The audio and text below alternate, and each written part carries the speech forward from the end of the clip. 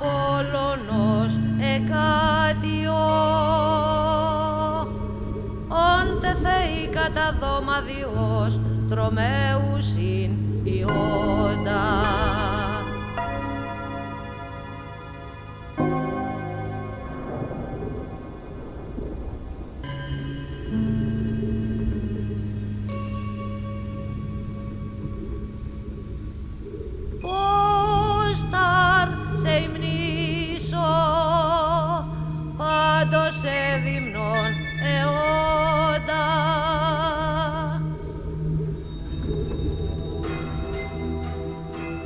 Η Φιγάλια κλείνεται γύρω από βουνά, αριστερά από το λεγόμενο Κωτήλιο και δεξιά από το Ελάιον όρος που υψώνεται μπροστά της. Στο Κωτήλιο υπάρχει θέση ονομαζόμενη Βάσε και ο ναός του Επικούριου Απόλλωνα. Από όλους τους ναούς της Πελοποννήσου, ύστερα από το ναό της Θεγέας, θα μπορούσε αυτός να πάρει την πρώτη θέση για το κάλος του Μαρμάρου και το αρμονικό σύνολο.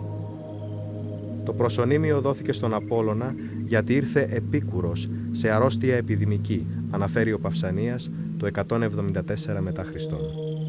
Η κατηγορηματική μαρτυρία του Παυσανία ταιριάζει με τη σταδιακή μετατροπή του χαρακτήρα του Θεού από πολεμικό σε θεράποντα.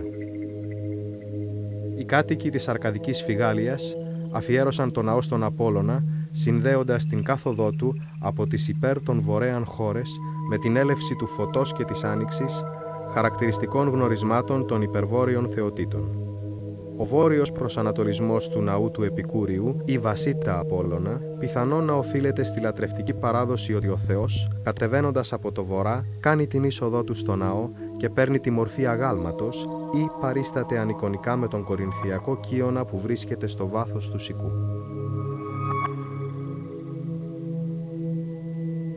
Η μαρτυρία του Παυσανία ότι ο Ικτίνος, ο αρχιτέκτονας του Παρθενώνα, κατασκεύασε στα βουνά της Αρκαδίας το τελευταίο έργο του στο τέλος του 5ου αιώνα π.Χ. στα ίχνη παλαιότερου αρχαϊκού ναού, επιβεβαιώνεται από τη σύγχρονη έρευνα, καθώς και από την τόλμη και την εφευρετικότητα που παρουσιάζει η αρχιτεκτονική σύνθεση.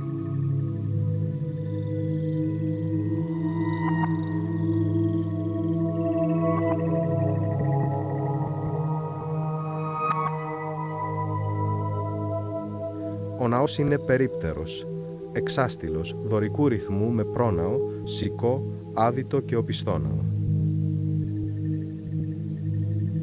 Σε αυτόν συνυπάρχουν αρμονικά, αρχαϊκά με κλασικά μορφολογικά στοιχεία, ενώ παράλληλα διαφαίνονται καινοτομίες που θα καθορίσουν την περαιτέρω εξέλιξη της κλασικής αρχιτεκτονικής.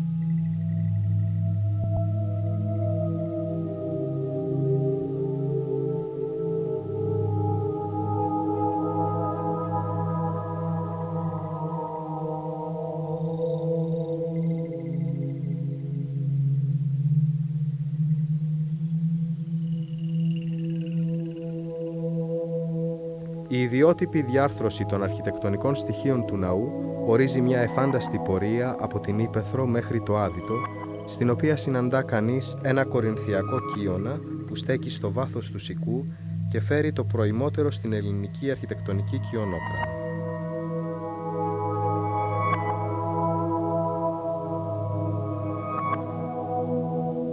Άλλα ιδιόμορφα γνωρίσματα του ναού είναι η επιμήκης μορφή της κάτωψής του, γνώρισμα αρχαϊκό, και η δεύτερη είσοδος του ναού στον ανατολικό τοίχο του Σικού. Ακόμη, ότι το νοτιότερο ζεύγος των Ιωνικών ημικυώνων που πλαισιώνουν τον Κορινθιακό κύωνα συνδέεται με τους τοίχους του Σικού υπογωνία 45 μοιρών.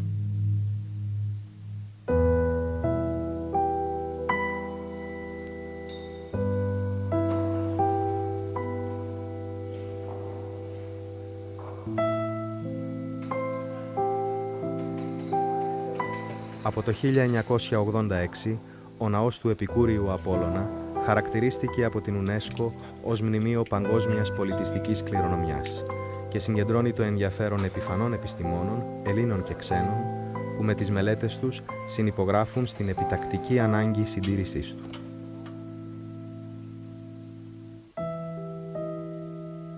Στο χρονικό διάστημα 1902 έως 1908, πραγματοποιήθηκε η πρώτη συστηματική επέμβαση στο ναό από τον Νικόλαο Ιωαννίτη, υπό την εποπτεία των Παναγιώτη Καβαδία και Νικόλαου Μπαλάνου, κατά την οποία αναστηλώθηκε το μεγαλύτερο μέρος των τοίχων του Σικού και των Ιωνικών ημικιώνων.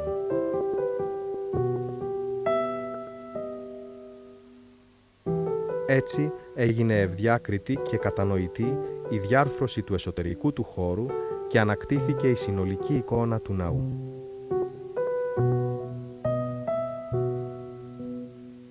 Το 1975 ιδρύθηκε η Επιτροπή Συντηρήσεως του Ναού του Επικουρίου Απόλλωνος με στόχο τον προγραμματισμό και την εποπτεία των αναγκαίων έργων για τη συντήρηση και την αποκατάσταση του μνημείου. Η Επιτροπή συνεχίζει το έργο της αδιάκοπα μέχρι σήμερα.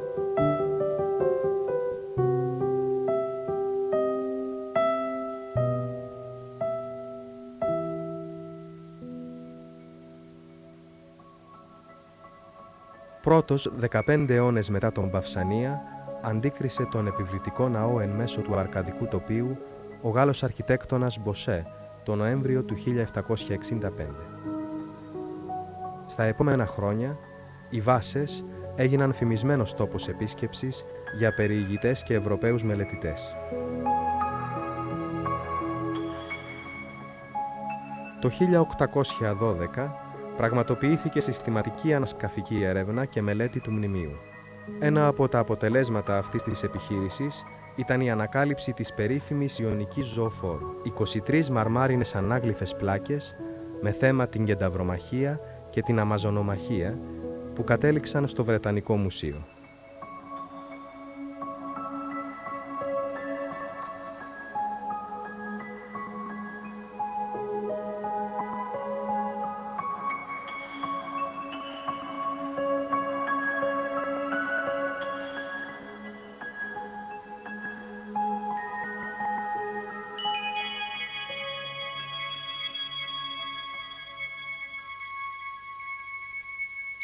Για την αναστολή της συνεχούς εξέλιξης των φαινομένων φθοράς, από το 1987 προστατεύεται από προσωρινό στέγαστρο.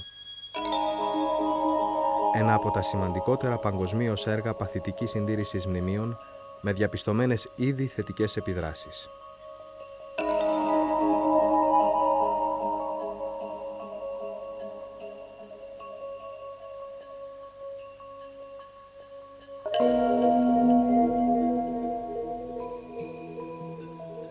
Γνωρίσματα του στεγάστρου είναι η ελαφρότητα, η μορφολογική αντίθεσή του προς το μνημείο και η αίσθηση προσωρινότητας που αποπνέει.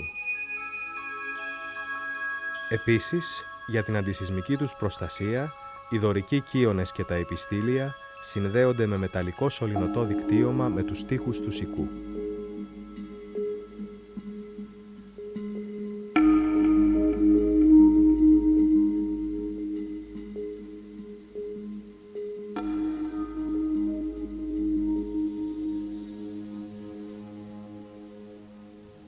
Το Μάρτιο του 1995, με την πρώτη διεθνή συνάντηση για τη συντήρηση και την ανάδειξη του ναού, ξεκίνησε η νέα φάση της αποκατάστασής του με σκοπό την αναβάθμιση της αισθητικής και καλλιτεχνικής σπουδαιότητάς του και την ενίσχυση των μηχανισμών άμυνας του.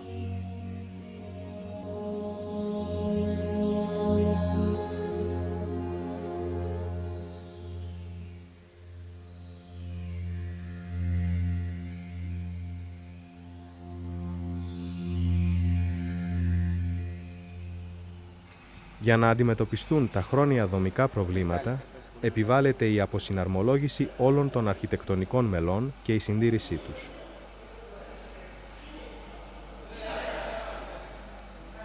Το πρόγραμμα αποκατάστασης προς το παρόν εκτελείται στο βόρειο πτερό του μνημείου. Μετά τον καταβιβασμό των επιστηλίων, γίνεται η μετακίνηση των κυώνων.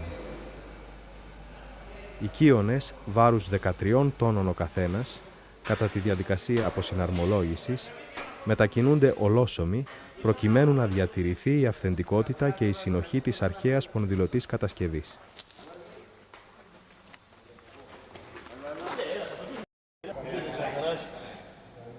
Η μετακίνηση γίνεται με ειδική μεταλλική λαβή, η οποία τοποθετείται στον κατώτατο σπόνδυλο, επιτρέποντας την ανύψωση και τη μετακίνηση του κύωνα με απόλυτη ασφάλεια, και με τη βοήθεια γερανογέφυρας διπλής τροχιάς, ανυψωτικής ικανότητας 20 τόνων.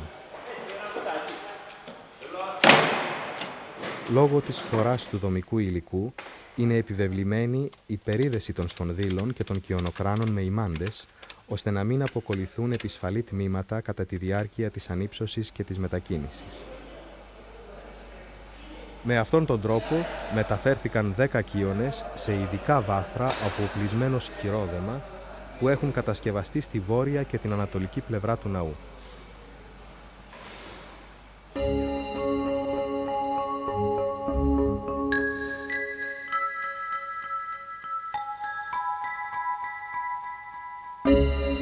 Στη συνέχεια θα αποσυναρμολογηθούν οι πλάκες του δαπέδου και η λίθη της κρυπίδας και αφού ολοκληρωθούν οι εργασίες συγκόλλησης και συμπλήρωσης, τα αρχιτεκτονικά μέλη που αποξυλώθηκαν θα επανατοποθετηθούν στην αρχική τους θέση.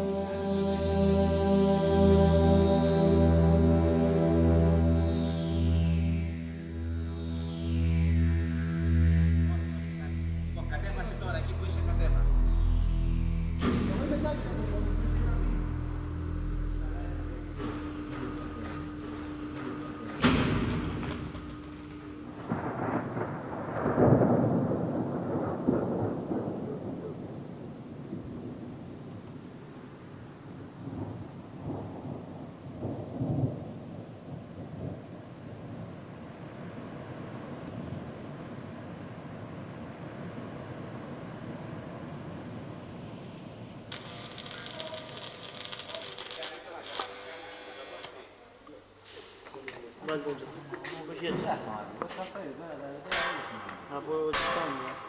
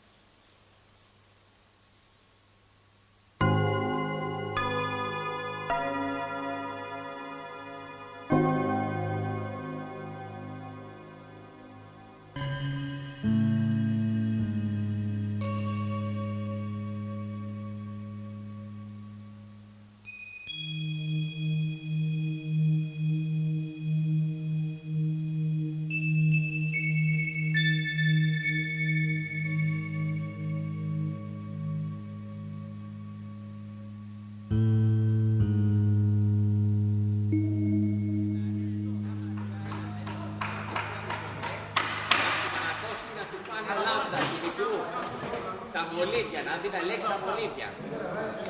Εντάξει. Στο πάνω πατάρι, από εκεί. Λύση από εδώ έχει κάνει γύρω στους 7 πόντους.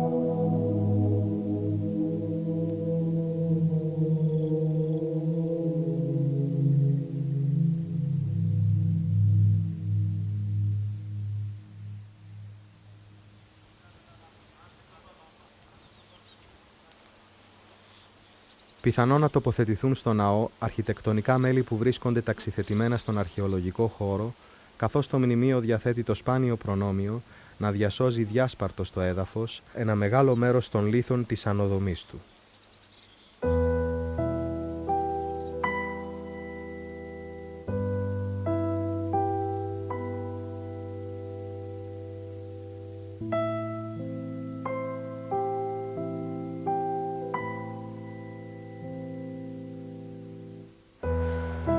Το αναστηλωτικό έργο στοχεύει να αναδείξει τον πλούτο των ιδιαίτερων χαρακτηριστικών του ναού του Επικούριου Απόλλωνα και την εξέχουσα θέση του στην ιστορία της αρχιτεκτονικής.